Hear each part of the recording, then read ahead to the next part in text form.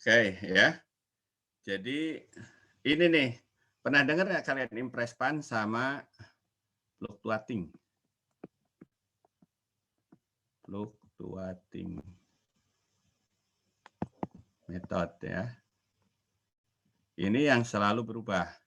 Jadi ini model dana berubah. Modelnya. Jadi kalau pusat ini nih modelnya pakai impress pan, ini pusat. Kalau daerah pakai ini dana berubah. Kenapa? Model pengakuan yang agak sedikit berbeda yang dikategorikan sebagai kas daerah ya, kas daerah. Jadi kalau di pusat yang dimaksud realisasi itu kalau sudah diterima atau dikeluarkan dari kas negara, dari rekening kun, kas umum negara. Tapi kalau di daerah, ya kan, penerimaan itu udah diterima oleh bendahara pun sudah dianggap menjadi realisasi. Gitu. Jadi baru diterima oleh bendahara, udah dianggap realisasi. Kenapa demikian? Saya cuma mikirin versi saya, ya. Karena laporannya tinggal berteriak, dekat kan tempatnya gitu ya. Kalau kayak di pusat, semua karena perlu proses, perlu jalurnya panjang, ya. Walaupun sekarang udah online ya pemikirannya. Tapi kalau di daerah enggak kan, ini satu lokasi daerah itu. Ada kabupaten, ya semuanya di sekitar situ. Kecuali di Tangerang Selatan nih. Ya, Tangerang Selatan tercecer. Karena dia udah nggak punya tanah dia. Tangerang Selatan tuh. Jadi kota Madia, kota ya, kota Tangerang Selatan. Tanah yang bebasnya udah nggak ada dia. Udah dikuasai oleh mana? Bintaro Jaya, gede kan. Ujung tuh seaplek-aplek habis sama Bintaro Jaya, sama Sinarmas. Kalau Tangerang Selatan itu. Yang kecil-kecilnya, jadi cari tanah luas ini udah agak susah. Ya, Tangerang Selatan itu. Kalaupun ada harus bebasin. Jadi kayak kepolisian segala macam, ya adanya digabung dengan pengembang-pengembang besar itu. Gitu, nah.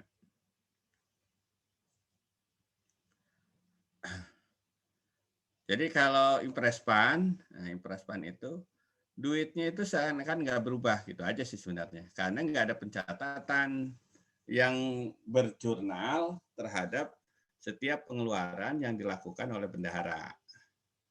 Jadi kalau duitnya pas ngisi kas di bendahara pengeluaran, terus dekel 100 juta, ya sudah, duitnya itu 100 juta aja. Gitu. Duit catatannya ya, Nak ya. Tapi duit aslinya sih enggak berubah. Gitu. Nah, jadi kas di bendahara pengeluaran tuh nggak nambah-nambah, nggak berkurang, nggak apa. Kenapa? Nanti begitu mengisi kembali, kan nulisnya beban, beban, beban gitu ya, pada dekel. Gitu. Udah gitu aja. Jadi duitnya masuk, penggantian aja, revolving. Nah di pusat seperti itu. Tapi kalau daerah fluktuating. Jadi semua pengeluaran langsung dicatat oleh bendahara, mempengaruhi. Jadi, ya. Makanya langsung tahu tuh, gabung ya, kasnya itu gabung. Jadi punya duitnya berapa kalau nanti di konsolidasi ketahuan duitnya itu. Kas di bendahara itu benar berapa gitu. Kalau di pusat dikonsolidasi, misalnya ya, kalau belum ada penyetoran, ya kas di bendahara semuanya ada yang 100 juta terus, itu ada yang 200 juta, ada yang 500 juta, gitu kan. Nah, jadi kelihatan aja masih gitu. Kalau ini enggak lah, kalau sekali-kali. Karena kasnya udah bergeser-bergeser. Jadi secara real ketahuan.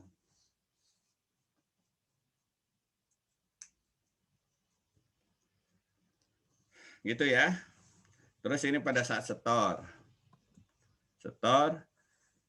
rekening PPKD pada kas di bendahara pengeluaran. Penyetoran paling lambat akhir tahun, sedangkan penyetoran sisa TU dilakukan segera setelah kegiatan selesai atau setelah pembayaran seluruh belanja dilakukan. Nah, kan beda sama di pusat. Kalau di pusat, TU ya dibatasi 1 bulan. Jadi kalau Anda dapat TU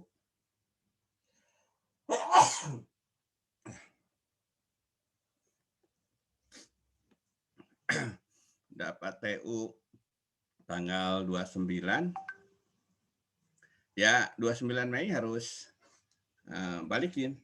Kalau nggak balikin minta ampun. Minta pengampunan ya. Minta surat permohonan. Nah, gitu.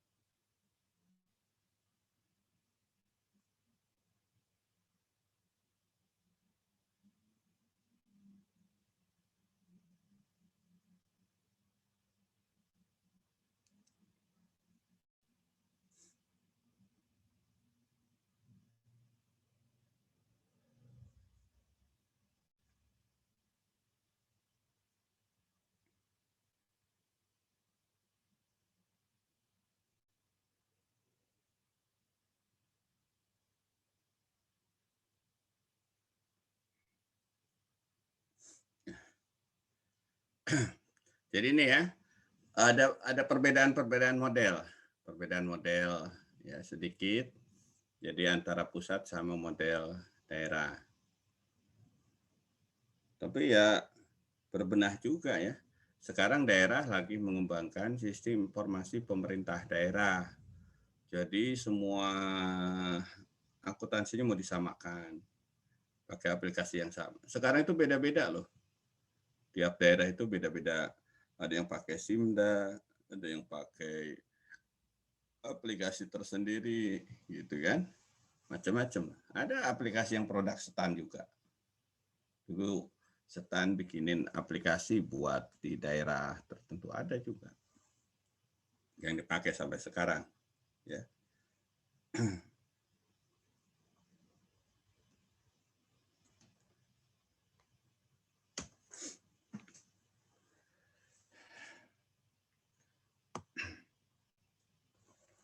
Kemudian jurnal standar beban ya. Nah, kalau akhir tahun, jadi kalau di kemarin yang diajarin di pusat sudah ada tahapan ya. Jadi saat selesai pekerjaan ya, ada BSD. Nah, terus tahap 1-2-nya saat nagih, dan tahap 3-nya saat bayar. Jadi bikin jurnal itu sudah menggambarkan sebuah proses ya, sebuah proses yang dikerjakannya dengan multi user. Jadi kalau bicara penyelesaian pekerjaan, begitu selesai udah otomatis nih, nah gitu ya, mencatat bahwa di akuntansinya terlaporkan. Dari situ ketahuan efeknya apa? Efeknya waktu. Kita itu punya standar di PMK 190 berapa standarnya? 15 hari. 15 hari kerja. Sejak selesai ya sampai dibayar. Sejak selesai sampai dibayar. Sejak selesai muncul tagihan sampai dibayar itu ya dokumen itu 15 hari. kerja. Itu kita punya standar, punya SOP ya. Di PP-nya sih 30 hari. Gitu. Tapi di model apa namanya? PMK-nya 15 hari. Ya ketahuan nih. Karena apa? Tahap 1 itu kaitannya dengan pekerja pengguna barang. Yang aset, pengelola aset ya. Yang tahapan 1 tuh yang ngerjakan itu manajer aset. Ya, gitu. Kalau kalian yang tahap berapa? Wah, kalian yang tahap 3 saat bayar. Gitu. Saat nagih itu orang akuntansi lah. Nah, yang nagih gitu ya. Saat bayar kalian.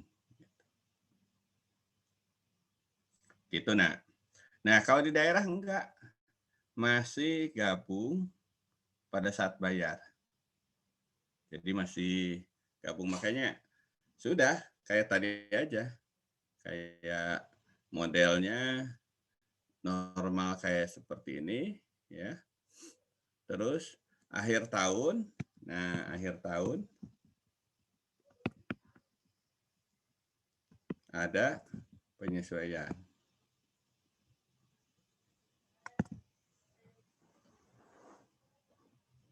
Gampang kan akuntansi itu? Jadi kirain susah kalau mau nyusun targetnya, nyusun laporan keuangan. Kan suka dibikin susah. Kerjakan aja seperti biasa. Akhir tahun disesuaikan. Udah jadi laporan akrual. Gitu loh. Nah. Jadi kalau lihat gini, sebenarnya waktu nyatet sehari-harinya bukan akrual, cash basis sehari-harinya. Kalau yang pusat udah akrual gitu. Kalau yang pusat. Kalau yang daerah masih cash basis. Cuman pada akhir tahun dilakukan penyesuaian. Gitu nah.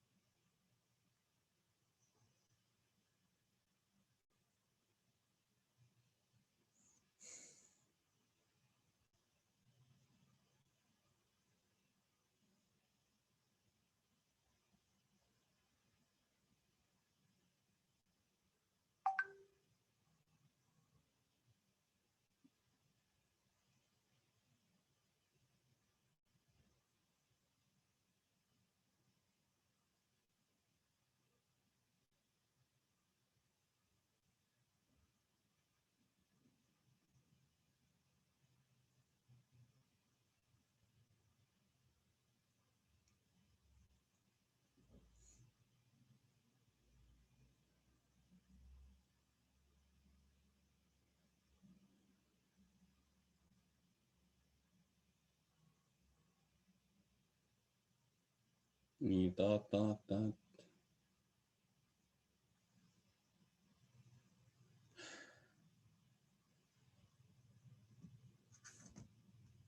Sampai sini ada pertanyaan nggak, Nak? Permisi, Pak. Ya. Izin bertanya, Pak. Tadi kan kalau di daerah itu mencatatnya pada saat bayar, ya, Pak. Berbeda dengan pusat yang dimulai pada saat BAST.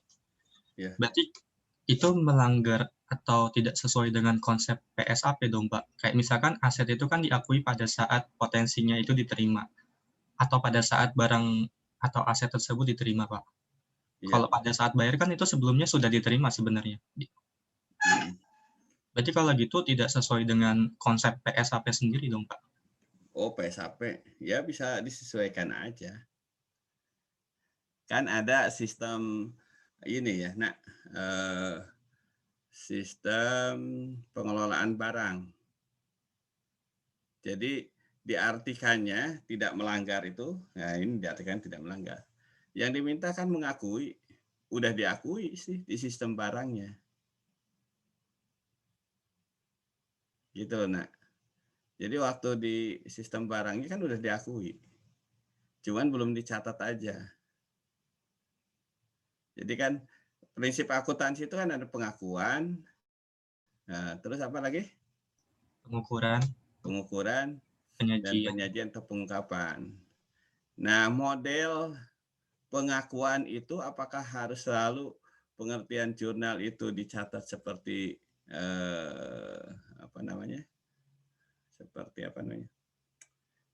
double entry atau tidak kan gitu. Nggak harus selalu kalau belajar sistem akuntansi itu nggak seperti itu. Udah membuatkan dokumen dan dokumen itu bisa menjadi bagian pengambilan keputusan, ya, memberikan informasi sama dengan itu sudah mengakui. Gitu nah. Jadi kalau ditanya di PSAP kan mengakui pada, kan saya juga tidak menapik itu, saya sudah mengakui, nilainya sudah ada, ya kan? Kenapa belum dilaporkan? Nah itu kan pertanyaannya, beda kan ya, penyajian dengan pelaporan. Itu kan pelaporan ada waktunya di peraturan penyusunan laporan, jadi semesteran. Nanti kalau semesteran saya akui. Karena di peraturannya itu, kapan membuat laporan kayak di daerah gitu ya. Kalau untuk bulanan cukup dengan realisasi. Laporan realisasi. Jadi laporan itu nggak diminta. Paham nggak maksudnya nih? Filosofi berpikirnya ya. Filosofi berpikirnya.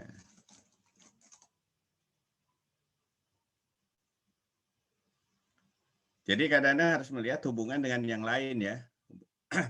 Kenapa kalau kalau kayak di corporate swasta ya, swasta itu sangat bermakna akrual dan cash basisnya itu perbedaannya ya. Karena kalau di swasta laporan tiap bulan tuh udah langsung report. Utang saya mana, utang kemana aja kan gitu. Karena pagu anggarannya tuh enggak pasti gitu loh. Kita punya planning aja kan gitu. Punya planning, target omset sekian bisa melesat jauh, makanya dapat bonus macam-macam. Bisa ambruk jauh juga kan gitu. Kalau di swasta ya. Target penerimaan sih 100 juta gitu. Setahun misalnya ya. Atau 1 miliar setahun. Ya bisa tiba-tiba 2 miliar, bisa juga 500 juta kan gitu. Hal yang berbeda di instansi pemerintah. Ya. Kalau punya anggarannya berapa? 5 miliar. Ya sudah, anteng aja 5 miliar. Gitu kan. Yang capek siapa?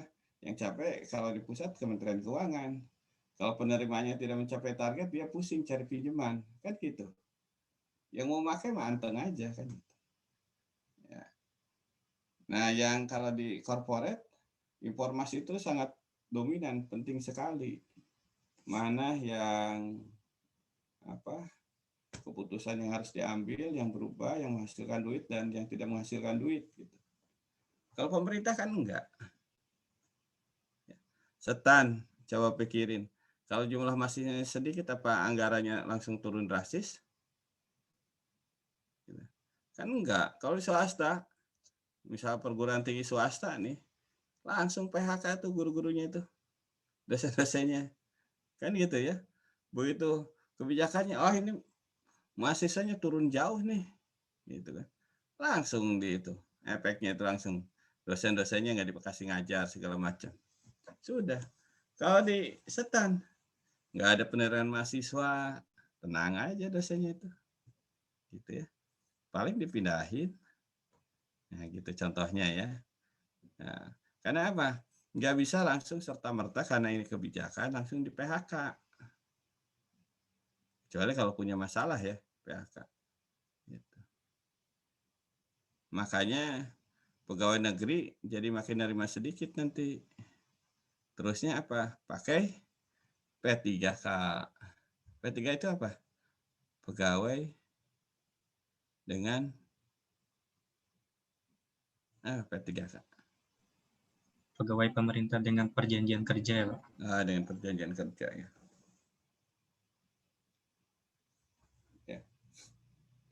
Tapi itu juga masih ini loh perjanjian kerjanya.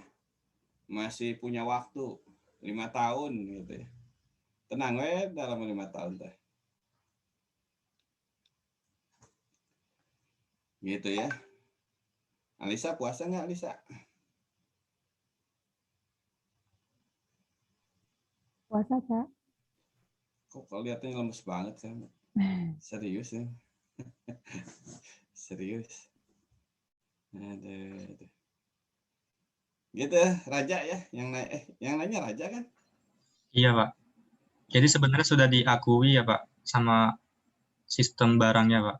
Iya, diakui lah. Karena ada klausul istilahnya nggak boleh diproses bayarnya kalau barang belum diserahkan. Tapi kalau bicara akuntansi yang jujur ya, harusnya catat dong. Ya kan gitu. Terus yang kedua apa? Sistem anggaran kita adalah basis kas. Di sistem anggaran kita nih, anggarannya ini basisnya kas. Karena basis kas, ya kan? Jadi pemaknaan akrual juga menjadi tidak begitu bermakna. Percuma punya piutang, percuma punya piutang. Nanti ada rencana pendapatan. Kalau semua tidak terrealisasi. Nah, gitu. Ini keuangan banget ya. Makanya saya itu jadi orang keuangan, bukan jadi orang akuntansi. Saya itu mau meracuni kalian nih. Nanti nerusin jangan belajar akuntansi. Cuma gitu-gitu doang. Nanti kalau pakai aplikasi udah ini semua apa? Selesai semua. Ya. Rancangan sistemnya asal memenuhi aturan gitu ya. Nah, udah nih. Nyusun laporan segala macam udah jadi nanti. Ngeling aja. Kalau gagal gimana Pak? Ini rusak internetnya nggak hidup atau apa? Ya itu bagian resiko dalam pengelolaan. Pasti dikembalikan lagi. Gitu nak. Saya kebayangnya gitu aja ya masa depan kalian sih. Generasi berikutnya. Semua serba teknologi ya. Sekarang lagi mengembangkan kayak mobil-mobil udah pakai ini ya, digital. Parkir digital. Ya segala macam. Udah nih. Jadi kalau kalian nanti nggak usah nyupir, cuma tinggal ngomong mau ke Surabaya mobil, ya udah jalan aja gitu, digital, setel aja. Kan kayak sekarang pilot juga kan gitu ya, pilot setel segala macam, anteng ngobrol. Kalau dulu mau ngomong kan gitu kan, sekarang kan enggak. Tapi efeknya error sedikit langsung jatuh, mati aja kan gitu loh. Ya efek lainnya. Kalau di film-film perang atau apa masa lalu kan bikin manuver menghindari tembakan gitu. Ya. Kalau sekarang kan udah ini modelnya. Kapal selam pijit terus maju kan gitu. Begitu ada error sedikit udah nggak bisa keluar, mati aja, selesai kan. Jadi kecanggihan teknologi dan kematian itu tipis nih ininya, bedanya kan gitu ya modelnya. Tapi nggak apa-apa Pak, nggak terasa katanya gitu. Iya sih ya, nggak terasa meninggalnya langsung ceder. Tahu-tahu pas bangun udah ya di mana ini, waduh. Gitu loh nak, itu dunia kalian nih. Kalau saya termasuk generasi yang mencapai berapa dunia gitu ya, sampai berapa dunia. Karena dunia kecil saya ke sekolah aja masih nyeker, masih banyak yang nyeker. Ya. Saya yang pakai sepatu, pakai sepatu tuh bukan sepatu ini, sepatu kulit, tok. Nah, gitu kan, ke sekolah tuh. Akhirnya pakai sendal juga. Terus wajib pakai seragam bebas gitu. Ada yang nggak ada kancingnya, cuek kan itu. terus memasuki masa pada rapi, mulai seragam. Ya, sekarang suruh kampus merdeka lagi. Dulu udah diseragamisasi segala macam harus ini kan, ya sekolah harus ini. Nah sekarang dikasih kampus merdeka, bisa kuliah di mana saja. Wah kan gitu, bisa di rumah, bisa sambil tidur. Wah itu dunia kalian ya. Kalau saya masuk capek, hasilnya apa? Capek juga ternyata. Nggak selalu sukses mengikuti ya dalam sampai tahap tertentu. Gitu nak. Nah kalau penyesuaian ini karena basis kas ya, otomatis semuanya sangat dominan kas daripada akrual. Jadi kalau akrualnya gimana? Akrual cukup dengan apa? Biaya beban dibayar di muka. Akrualnya intinya itu ya. Terus apa lagi? Beban yang harus dibayar. Terus pendapatan diterima di muka. Dan pendapatan yang harus diterima. Ya, intinya cuma 4 itu aja. Akrual. Ya. Basis akrual itu intinya untuk mengakui pembayaran yang sudah lebih dulu dilakukan, terus apa saja yang belum dibayar pada saat pelaporan, terus pendapatan yang sudah diterima di muka, karena ada yang bayar di muka berarti ada yang nerima di muka. Kan gitu ya. Lawannya beban dibayar di muka bagi yang partnernya, dia adalah pendapatan diterima di muka. Terus kalau beban yang harus masih dibayar, lawannya pendapatan yang harus diterima. Jika saya ngutang, berarti sana yang hitungin pendapatan, ada piutang. Kan lawan-lawannya gitu ya.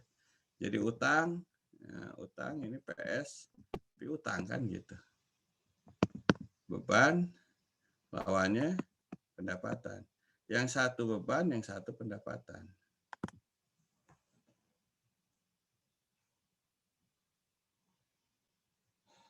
Kebayang nggak, nak?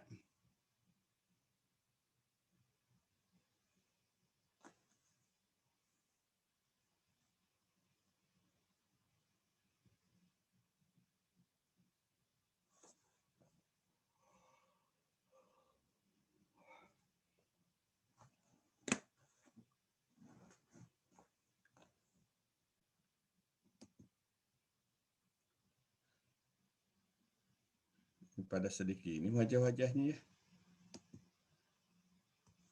Sedih nih. Mau Lydia, kok kamu kayak gitu? Kayak sedih banget nih kamu. Langsung pindah, gambarnya hilang kemana? Mau Lydia. Kenapa, Pak? Hilang kamu kemana? Menghilang? Pindah Hah? tempat, langsung bergerak. Sedih, apa ada yang dipikirkan?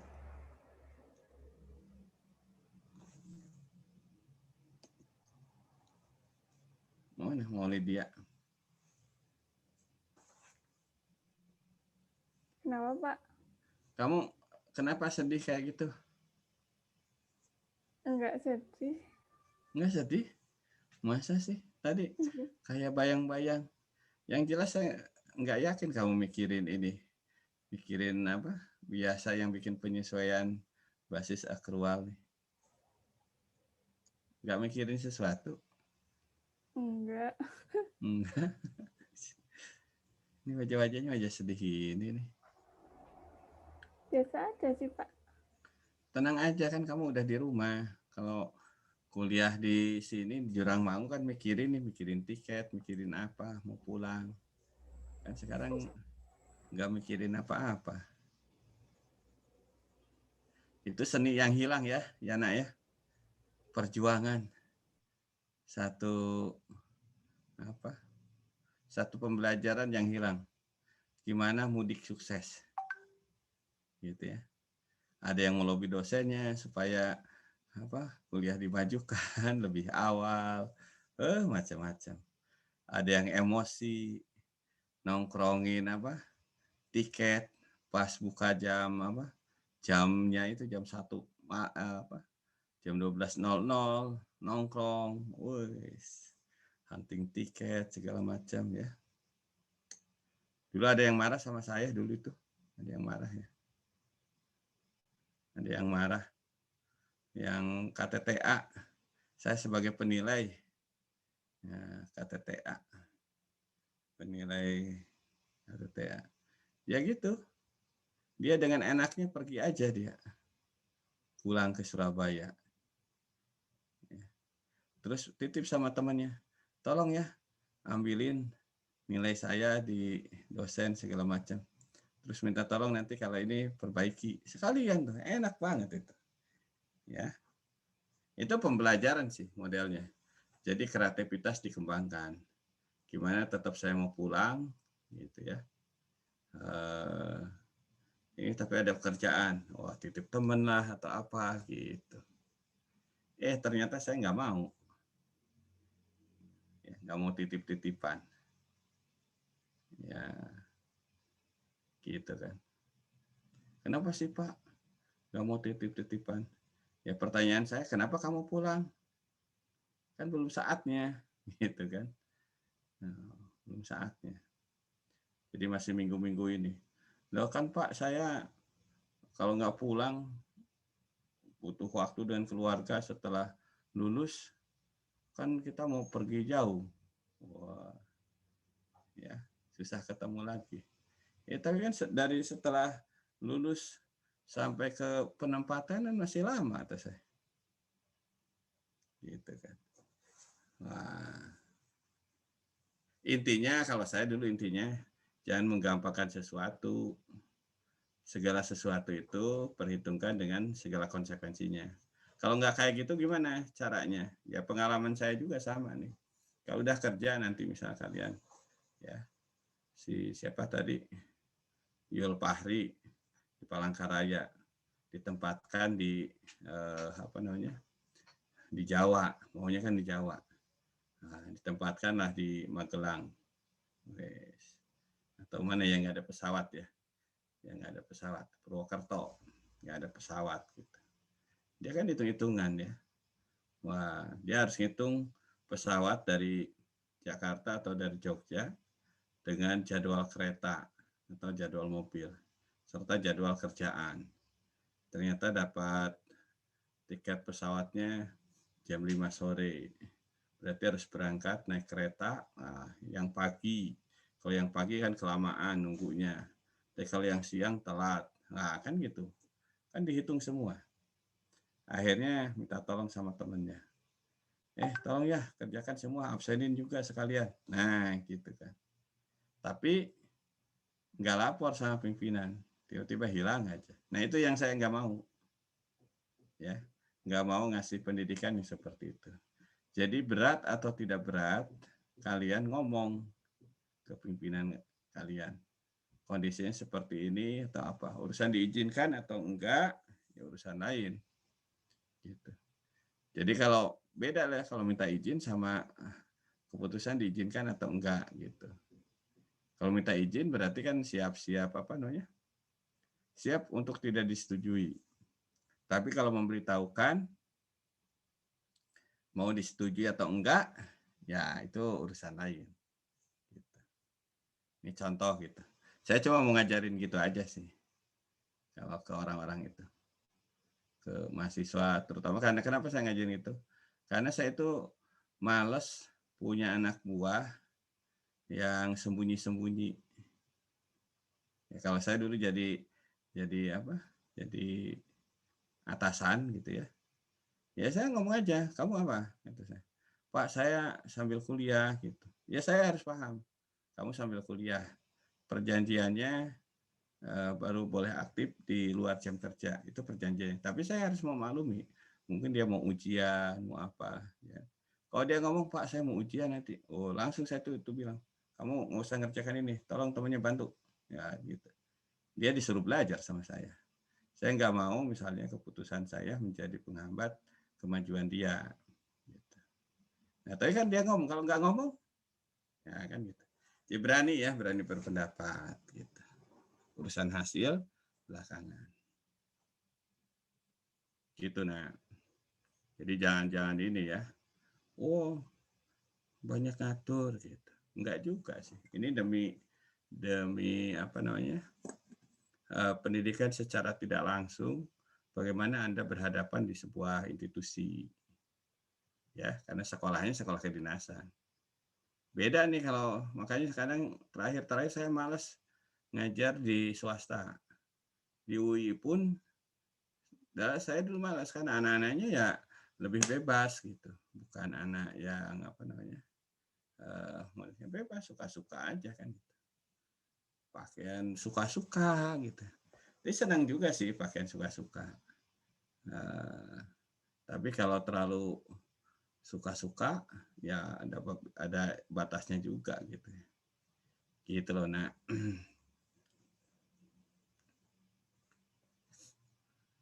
Ya, kayak di setan kan akhirnya dibuka model pakaian bebas. Ya, hari Jumat. Tetap aja anak setan dikasih baju bebas juga. Bajunya gitu-itu juga modelnya gitu ya. Modelnya ya gitu juga gitu. Modelnya. Nah, itu udah jadi kebiasaan. Kalau udah jadi habit, artinya itu menjadi enjoy gitu. Ya. Kayak saya di pegawai negeri, senang sih pakai celana jeans segala macam gitu kan. Ya hanya bawahnya aja, tapi ke atasnya tetap aja agak susah pakai pakaian yang lain gitu. Jadi ada masa-masanya yang harus disamakan, ada yang masanya dikasih kebebasan kan gitu. Gitu Nak. Jadi Muli dia nggak sedih ya? Atau memang wajahnya wajah sedih? Happy Pak, saya Pak. Hah? Nggak sedih kok. Oh iya nggak sedih. Tapi ngomongnya jangan sedih kayak gitu atau ya.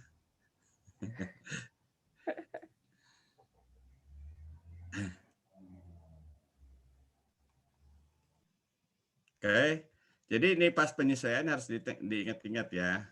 Ada utang dan beban dibayar di muka, kemudian ada beban dibayar di muka, terus ada beban persediaan. Ya. Nah, kenapa beban persediaan juga termasuk yang ada penyesuaian? Karena beban persediaan itu setara dengan sebenarnya dibayar di muka ya. Kan beli di muka, dipakainya belakangan. Itu sama karakteristiknya dengan dibayar di muka, karakteristiknya.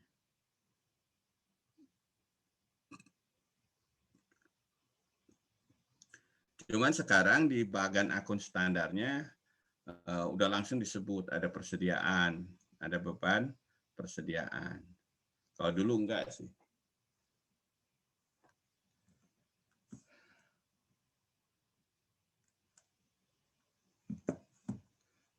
Kok jam 1 itu lama banget ya. Kemudian ditambah apa lagi nih penyesuaian? Beban penyisian piutang tak tertagih. Ini sekarang lagi tren apa nih? Wah, urusan penghapusan piutang. Jadi ingat utang saya nih. Aduh. Jadi utang saya.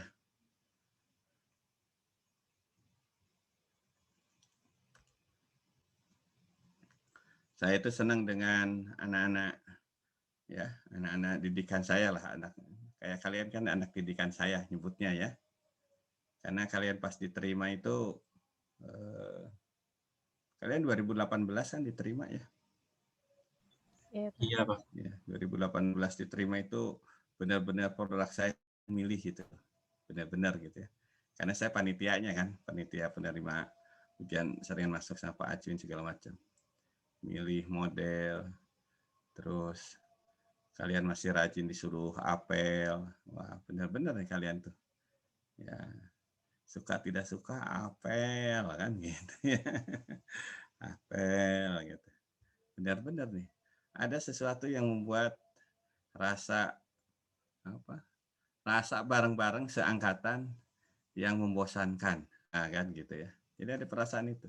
Ya, jangan kira loh sesuatu yang merasa tidak nyaman itu tidak menjadi kenangan.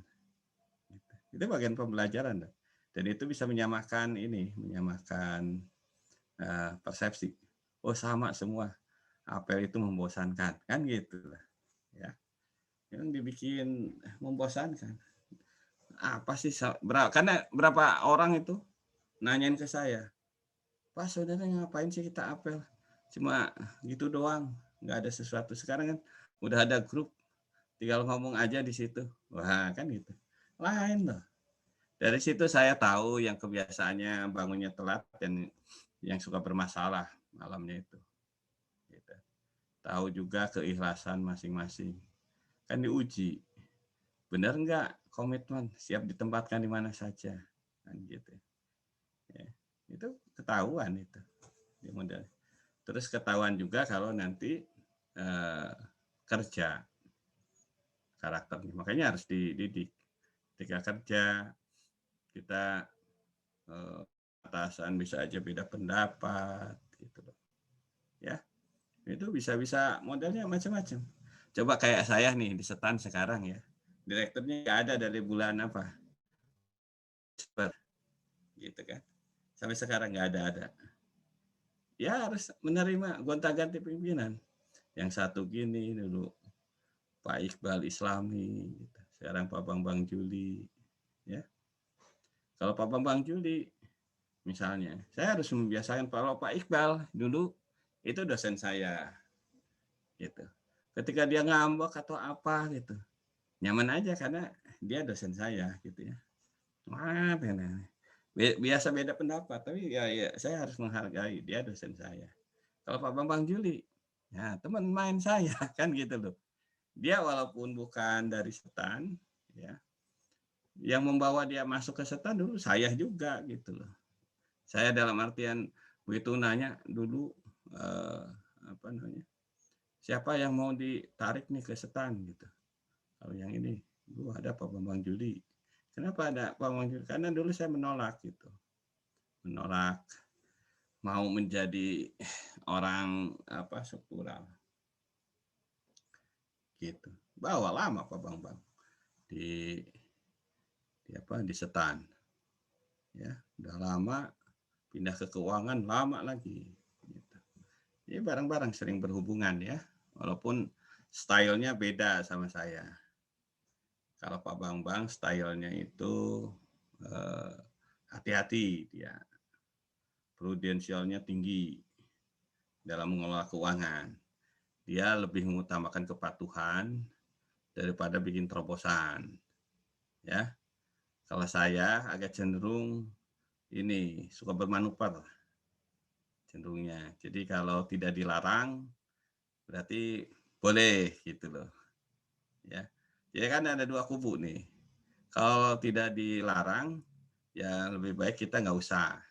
Kalau nggak ada aturannya lebih baik nggak usah. Ada yang modelnya gitu. Kalau saya kalau nggak ada aturannya berarti tidak dilarang kan gitu loh. Beda modelnya ya. Agak-agak beda. Gitu. Makanya dalam beberapa hal orang kayak saya cocoknya buat apa? Buat perintis.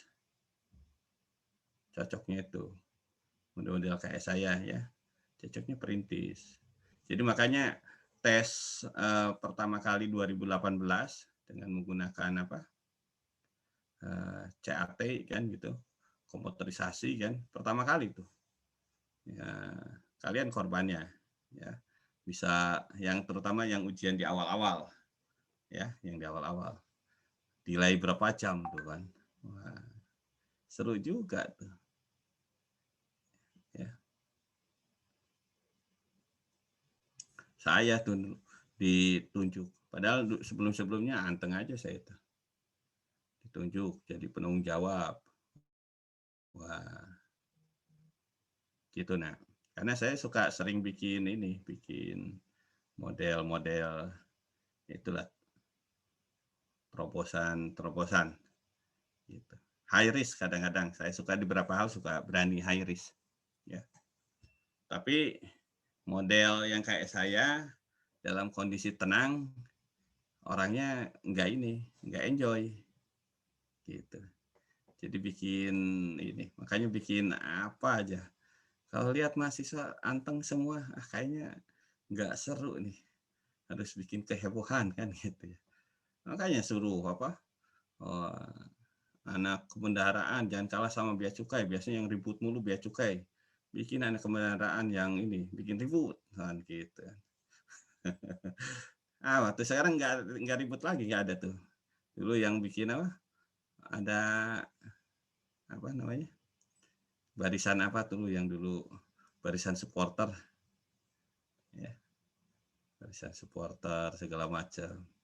Jangan kalah. Saya dimarahin tuh sama direktur. Pernah dimarahin karena apa? Habis yudisium bikin keributan di air mancur, ribut. Yang nyampah entah siapa. Tapi gara-garanya yang terakhir anak kebendaharaan, ya yang kena itunya anak kebendaharaan. Ya. Anak jurusan manajemen keuangan. Gitu, nah. Jadi kalau sepi-sepi terus itu saya suka bikin aneh-aneh, ribut gitu. Ya. Wisuda kayak kemarin, begitu saya jadi panitia pengen rombak. Benar kan dirombak jadi online gitu. Tadinya mau rombaknya bukan rombak jadi online, rombak model acaranya. Ya kan gitu. Saya bosan dengan kemonotonan gitu kan. Gitu aja kan wisuda itu. Ganti yang agak modelnya lain. Kan gitu. Dosen udah disuruh gamelan kan gitu. Lagu juga ganti lagu dangdut atau lagu apa kata saya kan gitu. Ya, kreatif. Pak, sama panitia tuh seru juga ya kadang-kadang ya di level ininya mutusinya. Sampai ya nggak tahu di sini kelas ini ada yang jadi panitia enggak kan gitu. Ya, kalau panitia beberapa panitia itu sempat ramai gitu juga kan gitu. Nah, kalau gitu saya mundur Pak. Wah ya sudah, ayo kata saya. Udah. Nah itulah gaya ininya ya, gaya tiap orang bisa beda. Pak kenapa nggak sesuai dengan karakter akuntansi kan gitu. Karakter akuntansi itu kan konservatif, ya catat kayak gini. Ya. Makanya kalau saya tadi bilang Raja nanyain apa itu nggak dicatat nggak diakui, udah diakui dengan gaya dan metode yang lain. Bahwa akuntansi itu nggak mesti langsung namanya jurnal itu, pengakuan itu nggak hanya harus terbukti dicatat. Memisahkan bukti aja itu sudah mengerjakan pekerjaan akuntansi. Ya. Jadi akuntansi itu ada yang ledgerless namanya. Ledgerless. Jadi ledgerless itu apa? Tanpa ledger, tanpa buku. Ya. Jadi ini tanpa buku loh. Kalau nyatet itu kan di buku istilahnya. Kalau ledgerless tanpa buku. Tapi itu udah akuntansi juga. Karena apa? Walaupun tanpa buku, dari bukti itu bisa menyusun LK. Gitu loh, nah. Jadi misalnya gini ya, para pedagang, coba lihat nih pedagang-pedagang kecil. Apakah mereka nyatet? Ya, kadang-kadang coba lihat. Tulisin di kertas, taruh tumpukin ya di beberapa toko, lihat, perhatikan. Apakah dia tidak mengerjakan akuntansi? Jawabannya mengerjakan. Cuman dia pakai ledgerless. Nah, nanti dari kertas-kertas kecil yang dia kumpulin, langsung direkap. Jadikan laporan. Berapa pendapatannya? Berapa pengeluarannya? Ya, sudah ketahuan. Apa itu bukan akuntansi? Akuntansi juga. Gitu loh, nak. Makanya kemarin sempat seru nih yang akuntansi desa. Ya, akuntansi desa. Desa disuruh bikin apa namanya? Siskudes. Nah, Siskudes ya. Banyak yang nggak ngerti, internet aja nggak ada. komputer aja belum tentu ada kan itu. Kecuali kalau desa-desa yang apa? Yang udah agak kota ya. Kalau desa-desa remote kan susah. Yang jadi kepala desa juga kadang-kadang kepala adat. Gitu. Tapi mereka sudah melakukan apa yang namanya akuntansi. Sudah rapih loh, malah detil loh. Kan gitu kadang-kadang. Nyatet pekerjaan apa ada tulisannya. Ini berapa hari rapi banget ya. Cuman mereka nggak ngerti kalau itu namanya melakukan jurnal. Mereka nggak ngerti kalau itu tinggal direkap sedikit bisa menghasilkan laporan keuangan. Gitu. Udah kalau dicatat, gitu ya. Gitu loh nak. Nah ini yang penyisihan. Kenapa ada penyisihan? Saya pertanyaan, kenapa sih ada penyisihan? Kalau piutang di pemerintah berasal dari apa sih piutang dari pemerintah? Ayo nak, jawab nak. Kalau pemerintah punya piutang, itu berasal dari apa sih piutang tadi? Bisa dari piutang pajak, Pak, PNBP. Ya, ya berarti artinya apa tuh?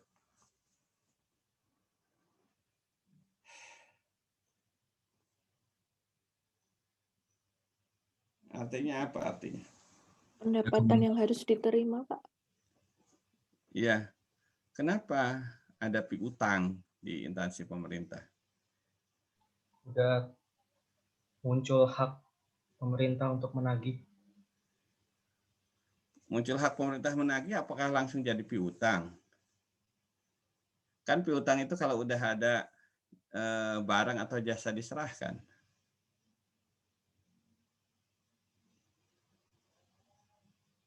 Sementara kalau pajak, apa yang diserahkan pemerintah?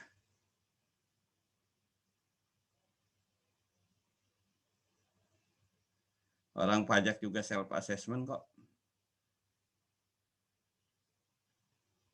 Ayo, apa nak?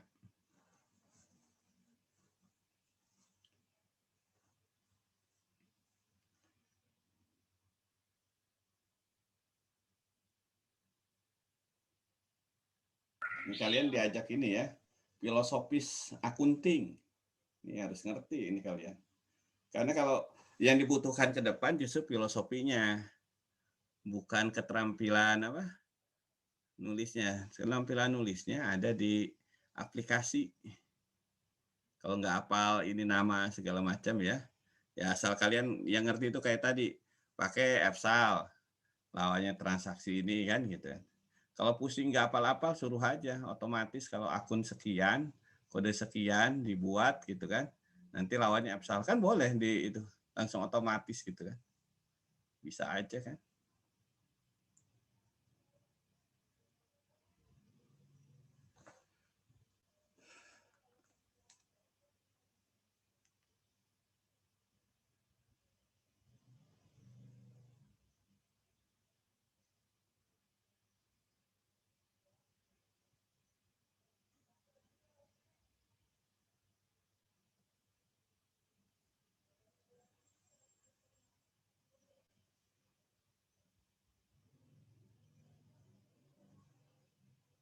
Ada yang bisa nyoba mikir?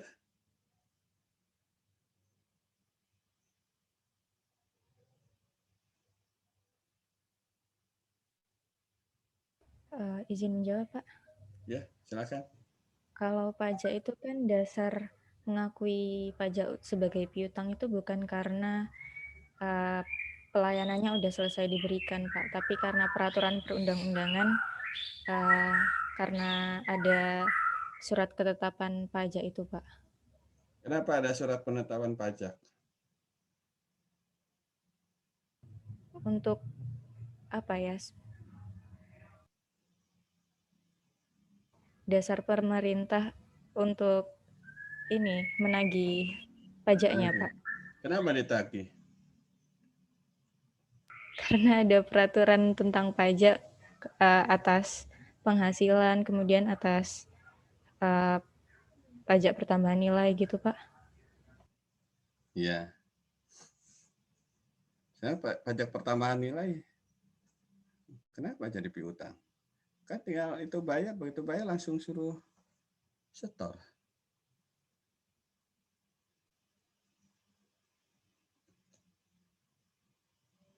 Ayo, kenapa? Kan misalnya gini ya, ada PPN. PPN itu kewajibannya apa? Begitu transaksi terjadi, disetor kan itunya, dipungut, karena PPN itu titipan. Kalau nanti nulis ada piutang PPN, artinya apa itu?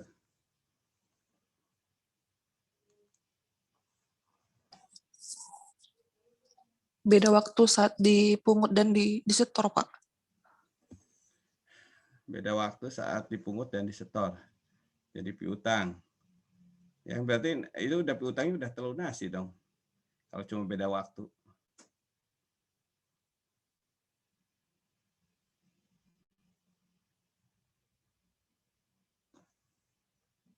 Karena apa?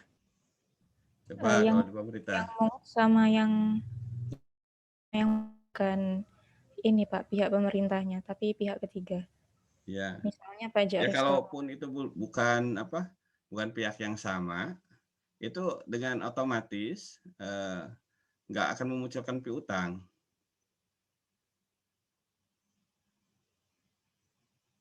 Ya contohnya gini ya, yang mungut sama yang nerima misalnya. Nah sekarang pengakuan pemerintah itu pada saat diterima atau pada saat dipungut?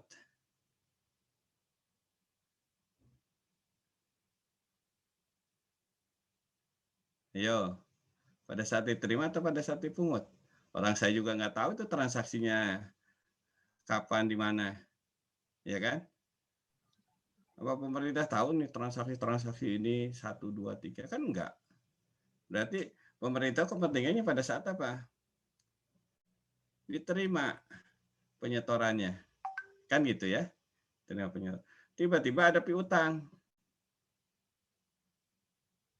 Berarti artinya apa tuh? Mungkin ada kurang bayar, Pak. Kalau ada yang kurang bayar artinya apa tuh?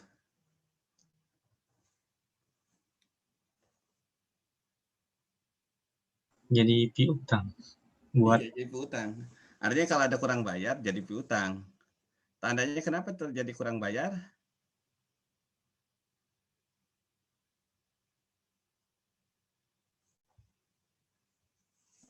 pajak yang disetor sama yang pajak tertagih itu kurang, Pak. Pajak yang disetor. Iya. Kenapa bisa terjadi kurang? Salah hitung mungkin, Pak. Nah, salah hitung. Berarti kesimpulannya apa? Kebanyakan piutang di pemerintah itu muncul karena ketidaktaatan, ketidaktertiban. Iya kan? Munculnya. Coba piutang TGR itu akibat apa? Ketidaktaatan.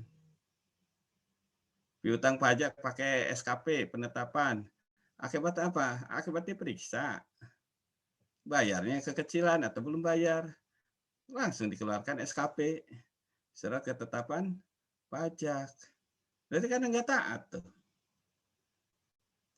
Nah itu beda dengan di swasta. Piutang itu dari transaksi. Jual, mintain jasa, kan gitu loh.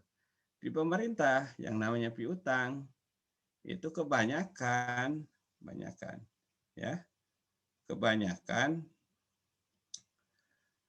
karena ketidaktaatan.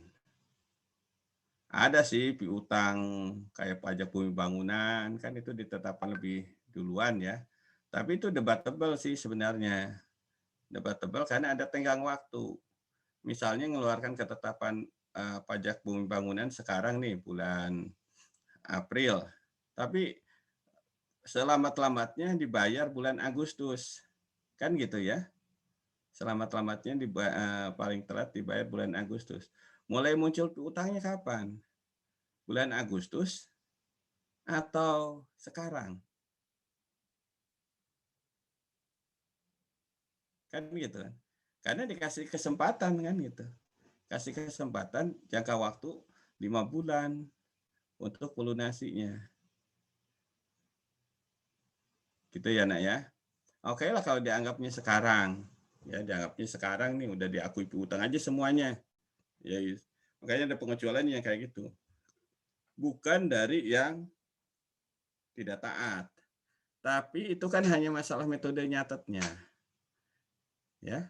Kalau piutang itu masih muncul di bulan September, berarti piutang itu adalah dari mereka yang tidak taat yang aslinya. Paham maksud saya enggak?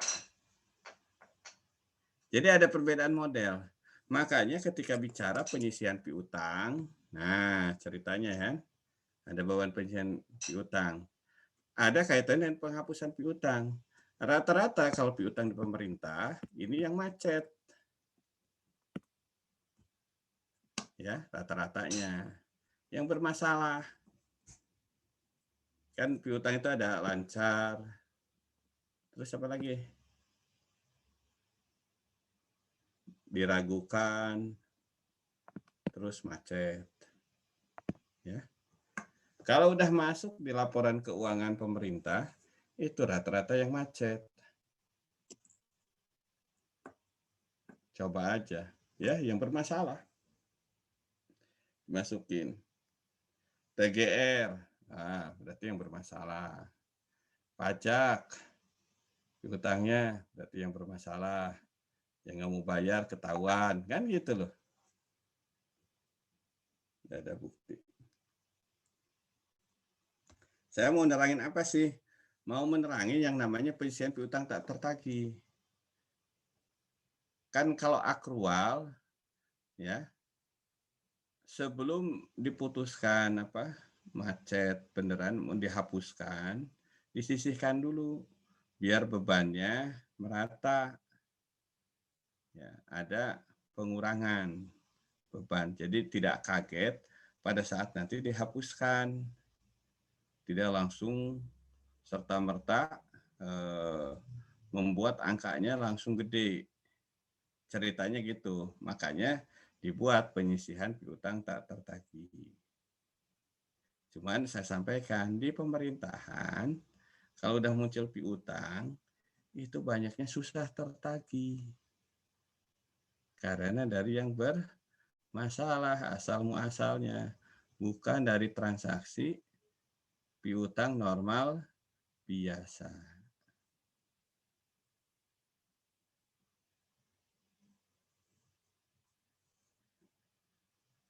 Aduh, iyalah, nggak apa-apa deh ya. Saya ini, kalian tambah bingung ya. Kalau bingung karena saya mau maklumi kalian basically belajar akuntansinya nggak terlalu banyak, ya, nggak terlalu banyak.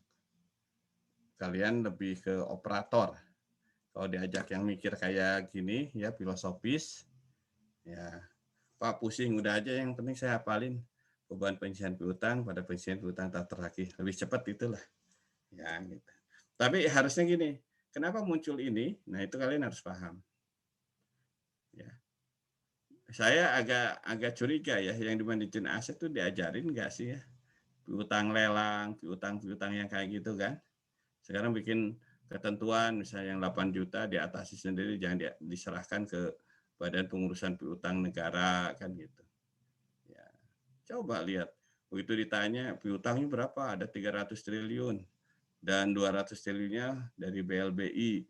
Nah kan yang bermasalah semua gitu. Gitu loh nak. Dari BLBI kalian belum lahir, iya kan? Kalau BLBI tahun 98 kalian belum lahir kan? Gitu. Jadi kalian belum lahir, nah ini tuh. Sampai sekarang bermasalah muncul. Ya udah, tenang aja mau digimanain. Terus saja disisih-sisihkan, ya selama berapa tahun. Tapi tidak memberikan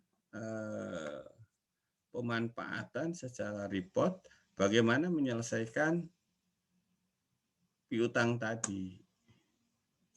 Ternyata begitu dicek lagi piutangnya kalau beberapa tempat dari rumah sakit banyak pasien yang nggak bayar. Ya. Kenapa pasien nggak bayar? Alasannya karena nggak punya uang, Pak. Ya, tapi kenapa dilayani sama rumah sakit?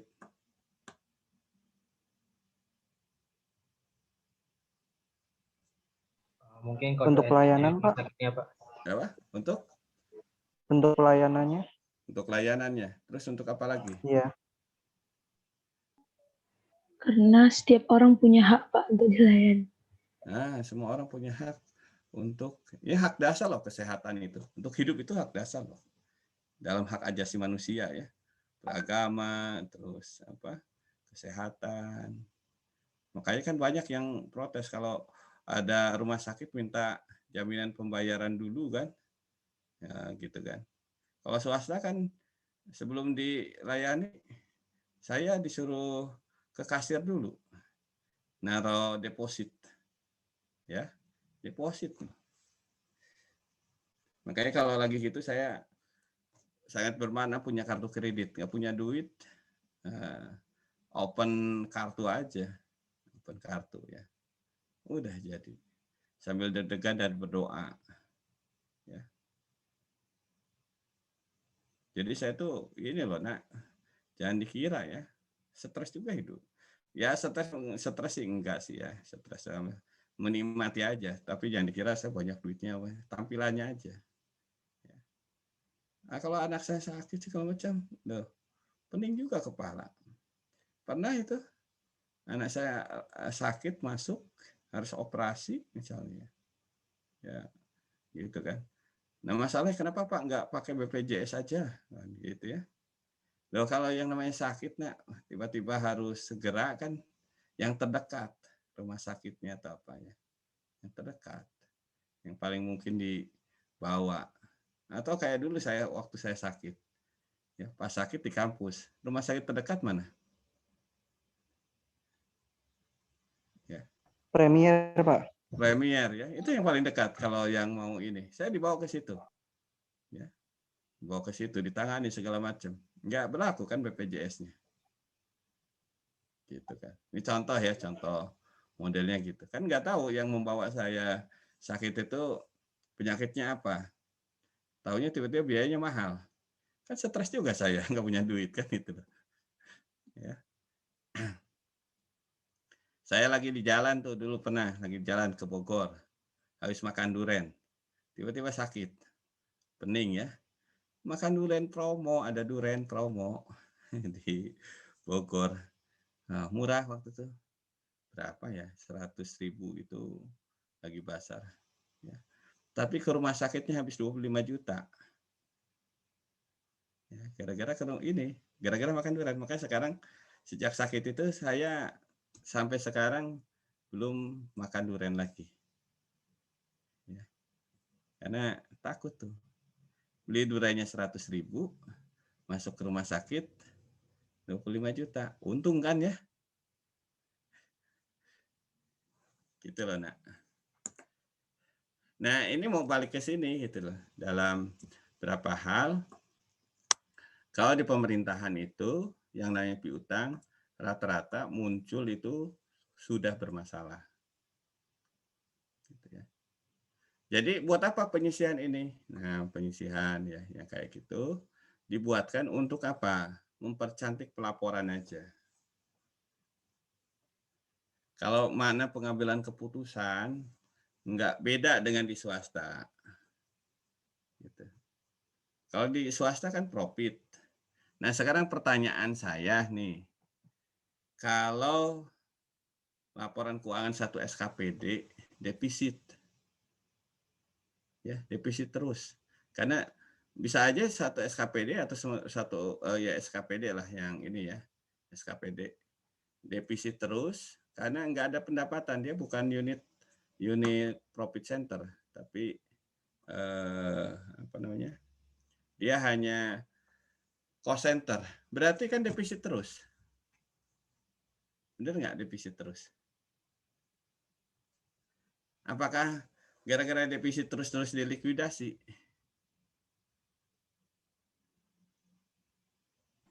Enggak, Pak. Enggak kan? Yang menentukan dilikuidasi apa? SKPD itu dibubarkan. Kinerjanya mungkin, Pak. Ya, kinerja dan kebijakan. Apa Kemenristek-Dikti sekarang digabung dengan Kemendikbud gara-gara laporan keuangannya defisit?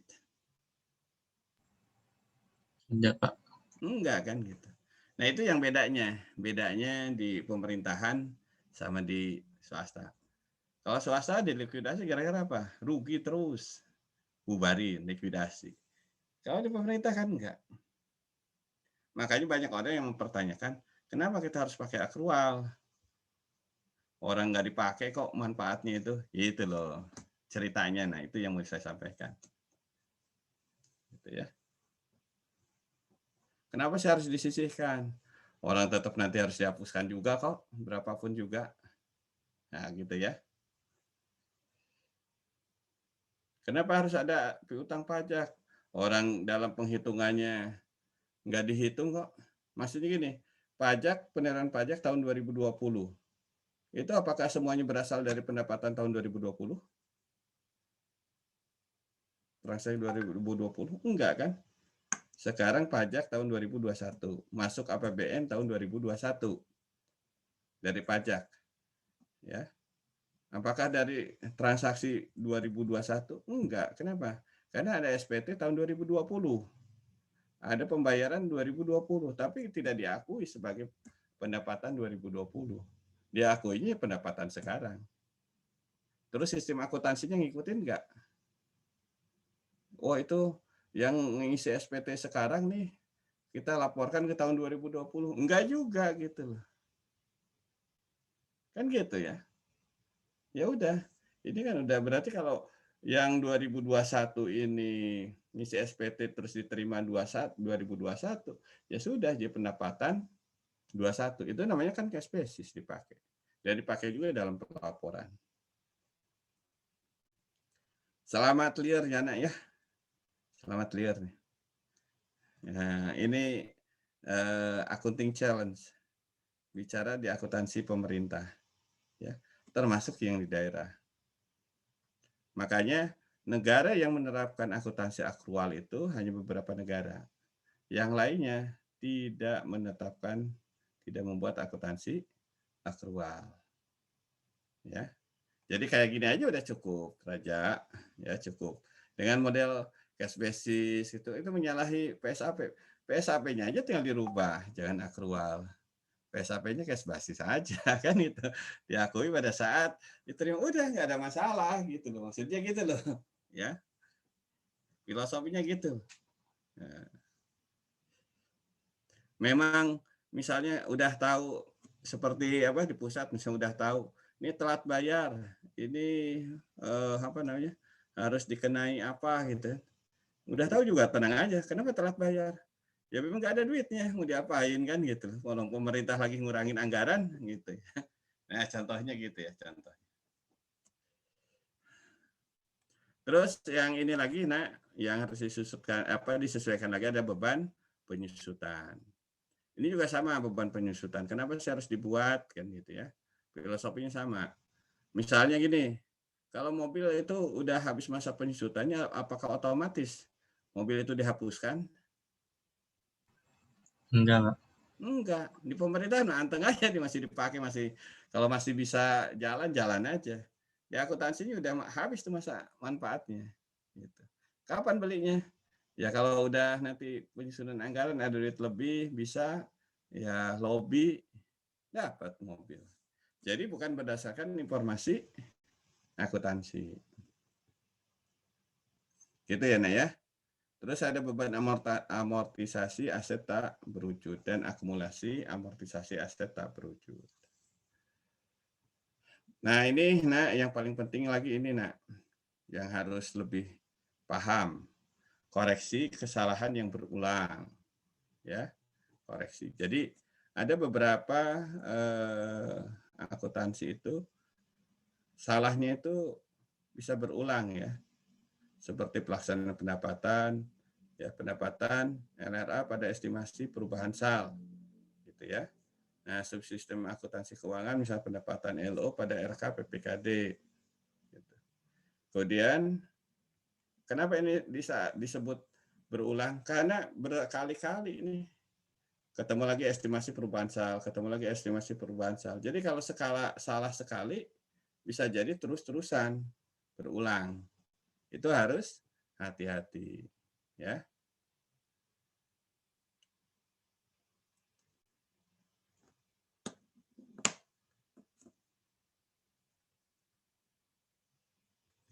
Kemudian ada lagi yang tidak berulang, ya, yang tidak berulang. Jadi koreksinya pada tahun berjalan. Ini bisa dari tahun sebelumnya, ya. Bisa dibuat dengan membuat jurnal ini.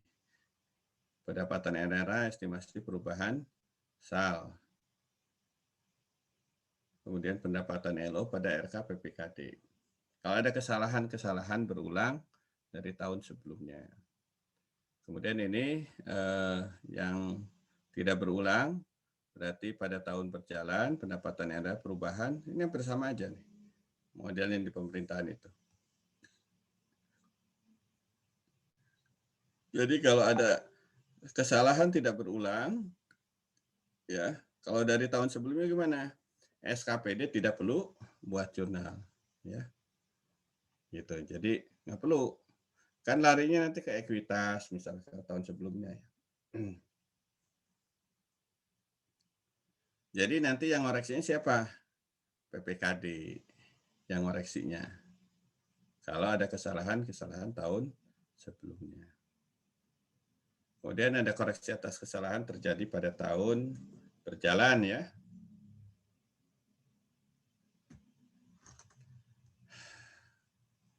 Ada estimasi perubahan sal pada belanja, tinggal di jurnal balik aja. Ya, kalau nanti di buku akrualnya gimana? Ya, RK PPKD pada beban. Jadi ingat-ingat nih, ya, lawan-lawannya nih. Sama ini.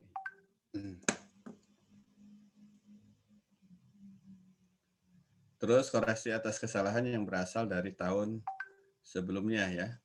Subsistem akuntansi pelaksanaan anggaran, estimasi perubahan, lain-lain pendapatan LRA, kemudian RK PPKD, dan lain-lain pendapatan. Masih banyak ini, ya.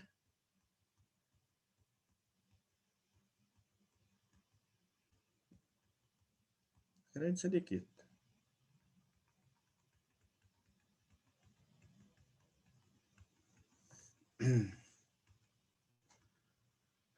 Sampai sini ada kesulitan nggak, Nak?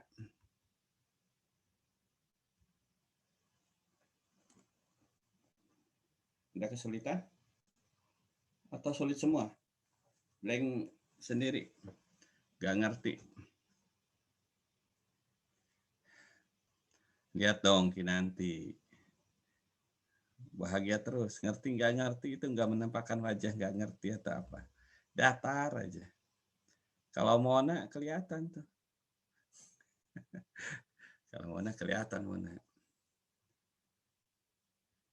Jadi orang itu kadang-kadang harus apa? Harus bisa sulit ditebak, ya. Sulit ditebak. Kalau Lorenzia nih ketahuan juga nih. Kamu mah reaktif sih.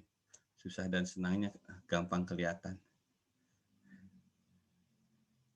Sita, ya gampang kelihatan juga nih. Alisa tuh yang tenang itu. Wajahnya tuh gini aja gitu. Sedih, gini, bahagia juga kelihatan sedih juga gitu. Aduh.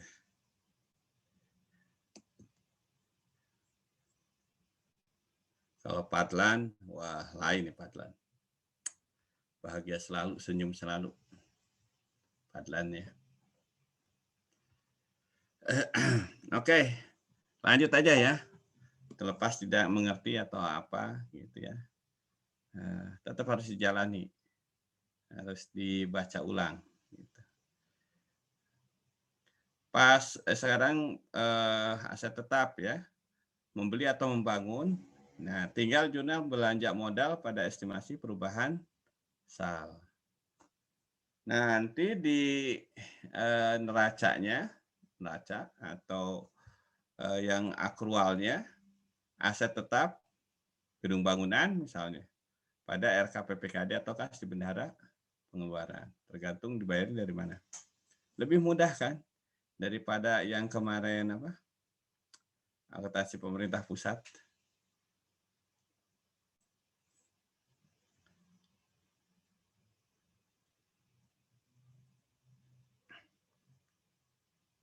Jadi kalau akuntansi pemerintah pusat sangat dipengaruhi oleh model aplikasi. Jadi menyelamatkan SIMAK BMN. SIMAK BMN itu perjuangan berdarah-darah supaya bisa punya database. Sayangnya SIMAK BMN itu basicnya cash basis. Sementara akuntansinya akrual, makanya harus ada jembatan antara aplikasi akuntansi dengan aplikasi aset. Sayangnya asetnya basis kas. Gimana supaya jadi akrual? Nah, makanya jadi muter. Ada tahap ini ya. Sampai ada aset yang belum diregister, kan gitu loh. Bahasanya itu kayak gitu. Itu gara-gara untuk menjembatani antara aplikasi aset dengan aplikasi akuntansi. Susah saya juga. Bagaimana supaya kalian dengan jurusan dengan prodi manajemen aset itu bisa menyatu berbaur. Itu susah juga. D3 kebendaharaan sama manajemen aset supaya berbaur. Gitu. Kalian berbaur nggak?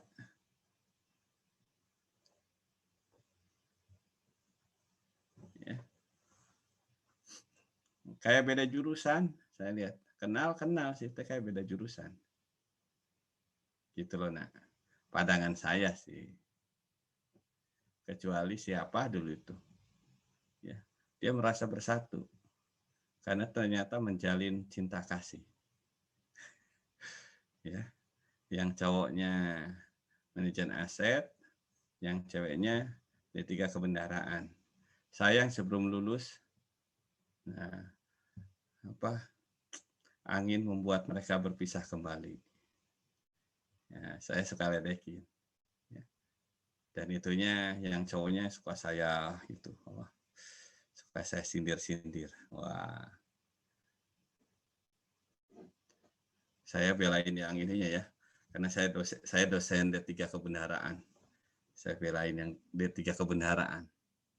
Nah, karena alasannya kenapa dia memutuskan. Wah, saya tanya lagi.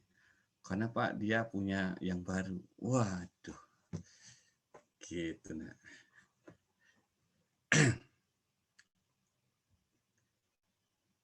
Saya lagi nunggu undangan yang dulu saya jodohkan. Cuman instansinya berbeda nih, nggak tahu berlanjut atau enggak. Ya, yang satu di Kalimantan, kalau nggak salah, satu di Jakarta ya.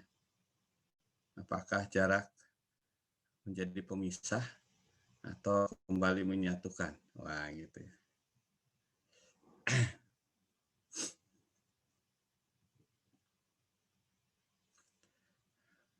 Yul Fahri ingat ya, tuh Yul.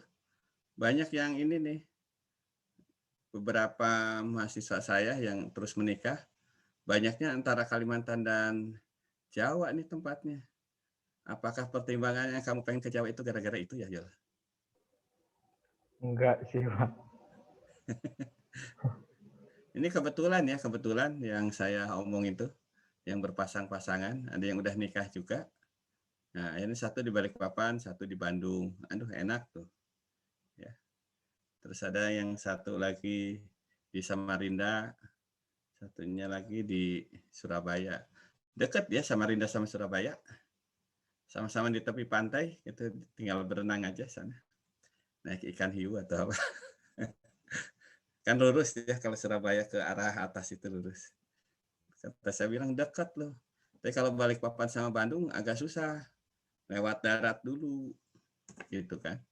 Agak susah. Tapi kalau Surabaya sama Samarinda sama-sama bisa ditempuh lewat air. Nah, kalau enggak kirim botol aja tuh di tepi pantai gitu. Siapa tahu nyampe.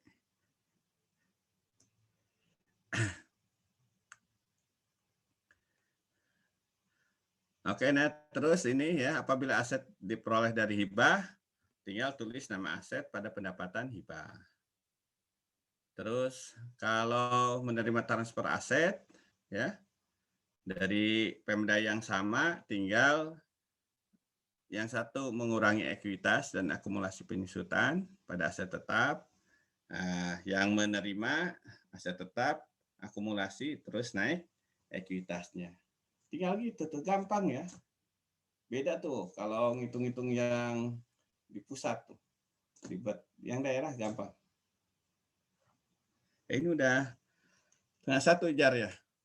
Udah kamu kirim ini screenshot? Sudah, Pak. Lapor dong. Pak udah dikirim. 12.10 saya kirim, Pak. Wih, cepat kali kau. Privat ya? Daripada lupa saya, Pak. Oh sama tuh saya juga. Lupa, kemarin saya lupa absen malah. Ya. Keasikan ngajar pagi, malah lupa absen. Potong 3,5%, nak. Berarti kalau potong 3,5% itu berapa, nak?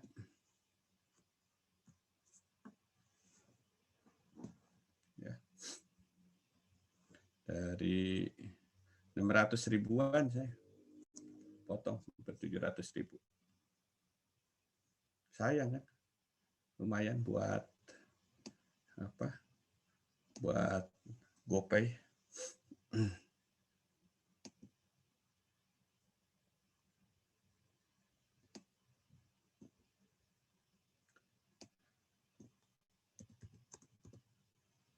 Kelas 6-11 ya ini ya. Iya, Pak. 6-11.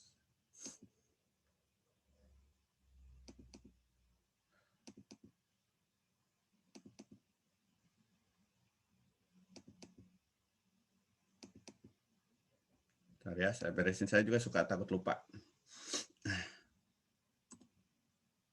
Jadi diingetin ya, karena saya jam 1 ada acara ya.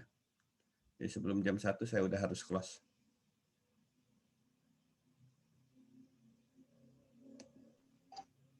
Sebelumnya jam berapa, Pak? Jam Sebelumnya 1 jam kurang berapa? 10. Oh, iya, Pak. Saya mau close ya.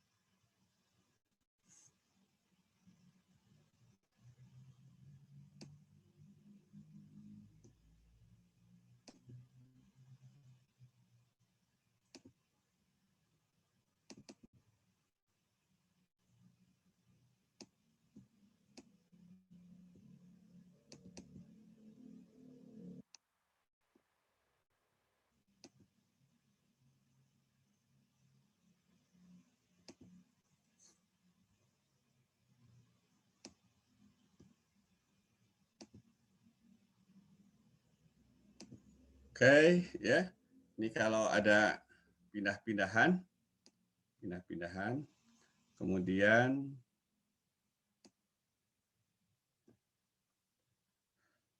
kalau ada penyusutan dilakukan pada tahun pertama, retroaktif ekuitas pada nanti lawannya ke ekuitas. Kalau ada apa-apa itu ekuitas yang lawannya.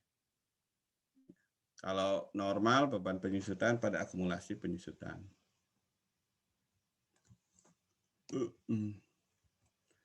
Terus yang ini ya, ada biaya yang dikeluarkan setelah perolehan aset tetap, alias apa?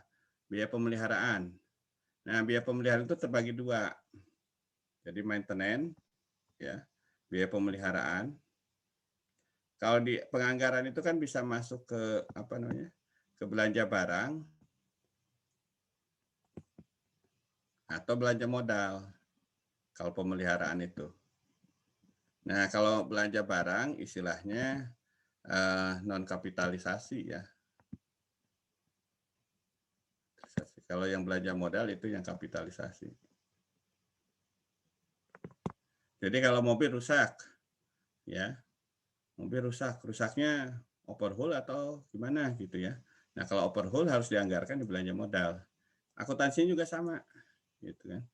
Makanya di sini misalnya kalau pemeliharaan biasa dicatat dari belanja barang, kita nulisnya belanja pemeliharaan pada estimasi perubahan sal. Terus beban pemeliharaan pada RKPPKD atau kas di bendahara pengeluaran. Jadi misalnya ngisi bensin segala macam itu masuk ke belanja barang ini operasional, non kapitalisasi. Tetapi ada juga nih ya renovasi yang sifatnya tidak rutin dan dikapitalisasi. Jadi ada dua tuh.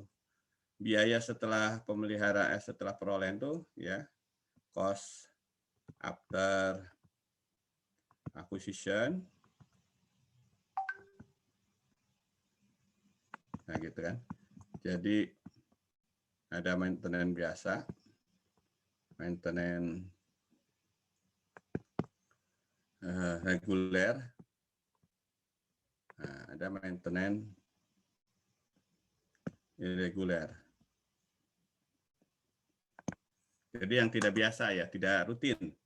Jadi kalau servis ganti oli kayak gitu, itu masuk yang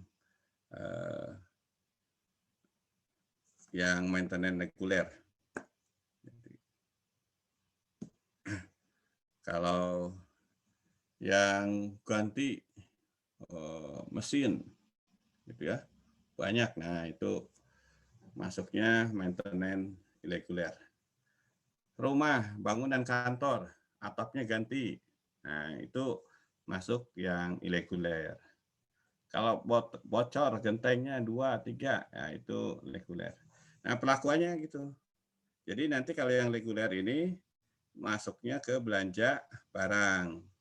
Nanti yang irregular masuknya belanja modal. Nah, tinggal itu aja ya. Jadi pemahamannya dulu tentang pemeliharaan, ya, pemeliharaan rutin atau non rutin, reguler atau non reguler.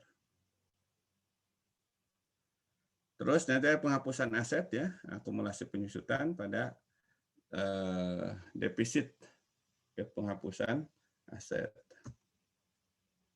Jadi ada surplus, ada defisit bahasanya. Kalau ada selisih dari aset tetap dikurangi akumulasi penyusutan, nggak pas. Nah nantinya bisa defisit atau surplus. Itu aja ya.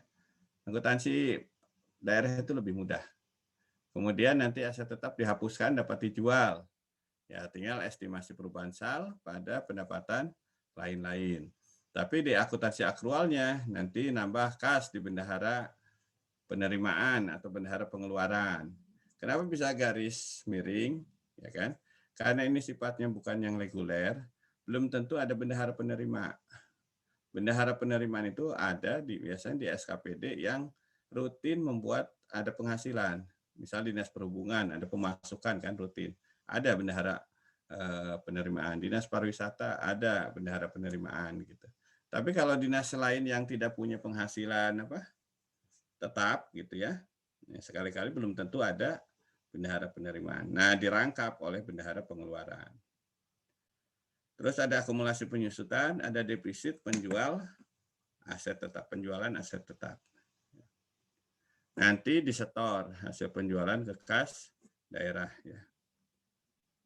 Ke kasda.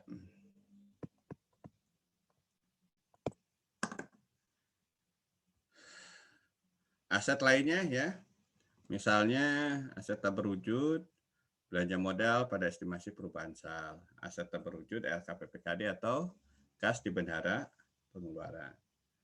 Tidak disusutkan ya, jadi kalau begitu dihapuskan, langsung kerugian atau defisit penghapusan aset lainnya pada aset tak berwujud.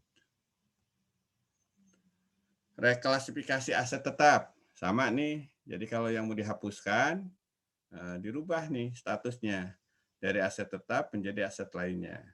Maka akumulasi di debit, ya, aset tetap di kredit. Lawannya aset lainnya pada akumulasi penyusutan aset lainnya. Terus kalau nanti dihapuskan, akumulasi penyusutan aset lainnya pada kerugian penghapusan aset lainnya. Terus jika aset yang terus dapat dijual, nah, dianggap pendapatan lain-lain ya. Tinggal nyatat kas di bendahara penerimaan atau pengeluaran, akumulasi, defisit, dan penjualan aset. Nanti disetor RKPPKD pada kas di bendahara pengeluaran. Ingat kalau di SKPD nggak akan ketemu RKSKPD. Kalau di SKPD. Selalu ketemunya RKPPKD. Gimana kalau muncul utang ya? PPN segala macam ya tinggal beban pada utang beban. Kalau belum disetor. Terus kalau dibayar ya tinggal belanja pada estimasi perubahan atau utang beban atau belanja pada RKPPKD. Kalau ada PPH PPN gimana? Nah, belum disetor ya. Kas di bendahara pengeluaran, utang PPH atau PPN. Disetor tinggal balik aja, utang PPH, utang PPN. Kas di bendahara pengeluaran. Kemudian ini tentang ekuitas ya. Nah, akun ekuitas dilaporkan di neraca mencerminkan hak residual Pemda atau SKPD. Jurnal yang terkait dengan akun ekuitas umumnya dilakukan pada saat membuat jurnal penutup pada akhir tahun, yaitu menutup akun pendapatan nilai dan beban. Ya, masih ingat ya, untuk menutup akun kalau ada selisih surplus atau defisit LU.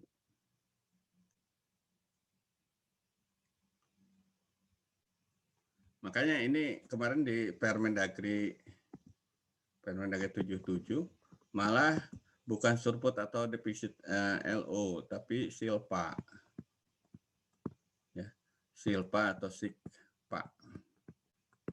Nah, kalau ini kan di SAL.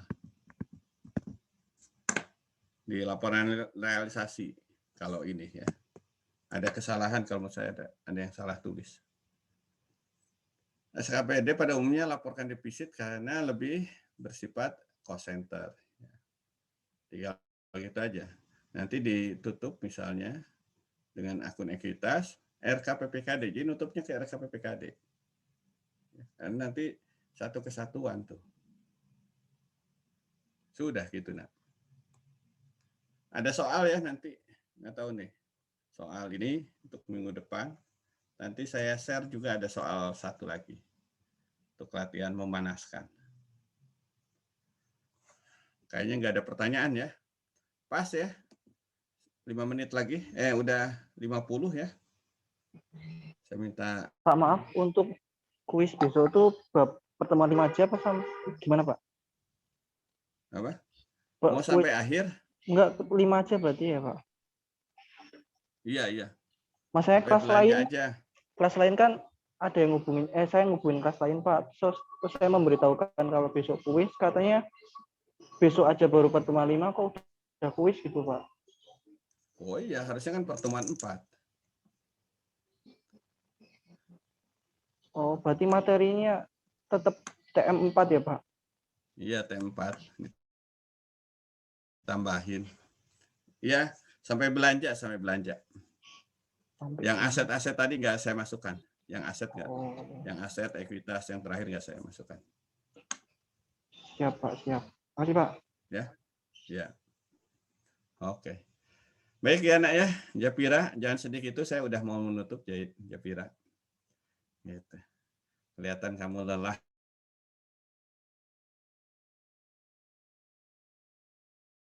Ya. Entah lelah gimana.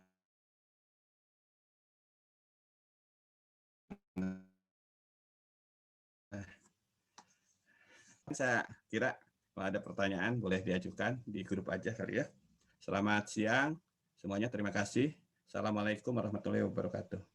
Waalaikumsalam. Waalaikumsalam warahmatullahi wabarakatuh. Terima kasih Pak.